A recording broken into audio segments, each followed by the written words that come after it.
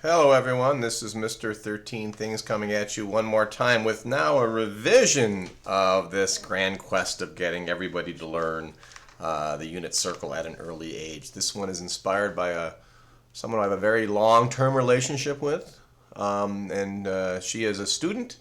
She is a senior, and she's got no problem realizing this and a lot of other cool things. One thing she realizes now is that the world revolves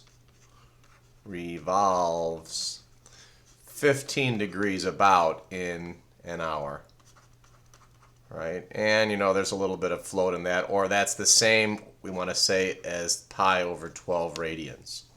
All right, so here's how we're going to come up with a way of memorizing or using some sort of system to know. I'm going to actually try to do a better circle. Undo. Try this again. To know the major points on the circle include every 15 degrees. So I'm going to do that, and I'm going to assume that that then is the x-axis, and this is the y-axis. And we're going to go through this point of figuring the middle of that and dividing that up into half, and here, and dividing this into half, and realizing that that is one point, that's at 60 degrees, that point there is at 30 degrees, and then in between here is 45 degrees. And we're going to leave out a lot of the other angle bits because we're just learning the points on the circle, and we're going to do these three first and then move on.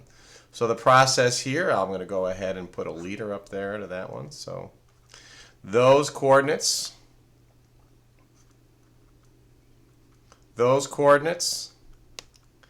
and those coordinates, what are they? Well, we remember the Boy George song. In a second, we open parentheses for each of them, and we do comma, comma, comma, and then over 2, over 2, over 2, over 2, over 2, over 2. 1, 2, 3, 1, 2, 3. Square root of 1 is 1, square root of 2, square root of 3, square root of 1 is 1, square root of 2, square root of 3.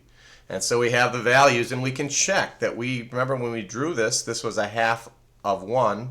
Of course, I already forgot the rule of every time you draw the unit circle, you write in the radius equals 1, the diameter equals 2, the area equals pi, and the angle equals 2 pi. Every single time you write this down, and you pretty much put this down on paper until it's as indelible in your brain, these values, as in fact 2 plus 2 equals 4. And then remember, why didn't anyone teach you the most important one, which is 15 degrees? And the answer, of course, becomes because it's not convenient. But really, it is convenient. You open the parentheses. You put a comma in here, and you remember you saw the 1, 2, 3 pattern here, and therefore you just do a 2, 4, 6 pattern here with square roots and a plus. And the same thing here for a 2, 4, 6 pattern. And yes, it probably is important to start with the 2, 4, 6 because you're trying to tie it into a set of patterns that you've learned since you were small.